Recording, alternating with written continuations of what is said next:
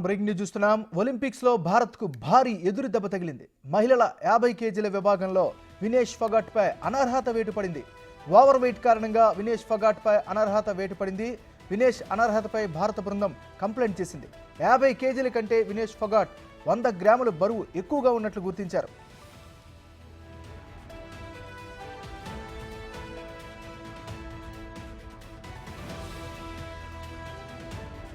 బులెటిన్లో మనం big breaking news చూస్తున్నాం.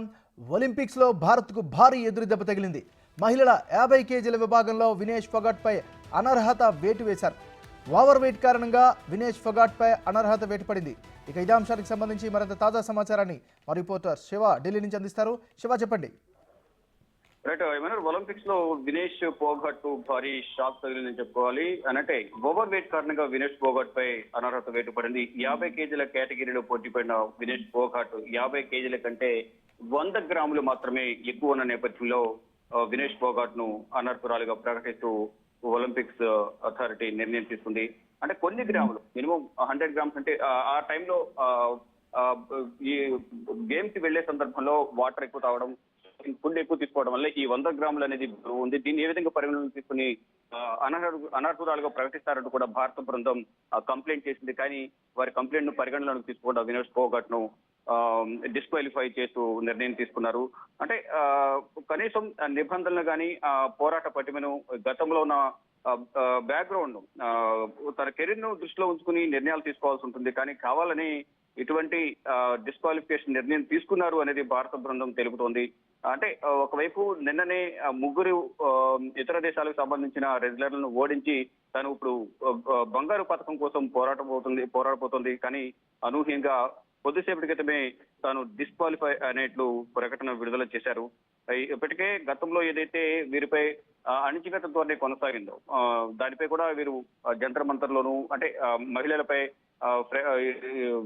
ఈ ఇండియన్ రెజ్లింగ్ ఫెడరేషన్ సంబంధించిన చైర్మన్ లైంగిక దాడికి పాల్పడ్డారంటూ వారు రోడ్లపైకి వచ్చి దాడి చేసిన సందర్భంలో ఇండియన్ గవర్నమెంట్ సరిగా వారికి ప్రోత్సాహం ఇవ్వలేదు, అంటే సపోర్టు, మద్దతు ఇవ్వలేదు. కానీ వారు పోరాడి మన దేశ గౌరవాన్ని అంతర్జాతీయంగా ప్రపంచ దేశాలకు తెలిసే విధంగా వీరు పోరాడుతున్నారంటే నిన్ననే అన్ని ఆ పార్టీలకు సంబంధించిన వారు మద్దతు తెలిపారు. వారందరికీ కూడా ధన్యవాదాలు చెప్పిన పరిస్థితి కనిపిస్తోంది. ఈ రోజు కూడా పార్లమెంట్ వేదికగా వినేష్ ఫోగాట్ అంశాన్ని కూడా లేవనెత్తారు. కానీ ఇప్పుడు అనూహ్యంగా 50 కేజీల విభాగంలో కేవలం 100 గ్రాములు మాత్రమే బరువు ఉన్న నేపథ్యంలో ఈ రేస్ నుంచి తప్పిస్తున్నట్లు, డిస్క్వాలిఫై చేస్తున్నట్లు కూడా ప్రకటించారు.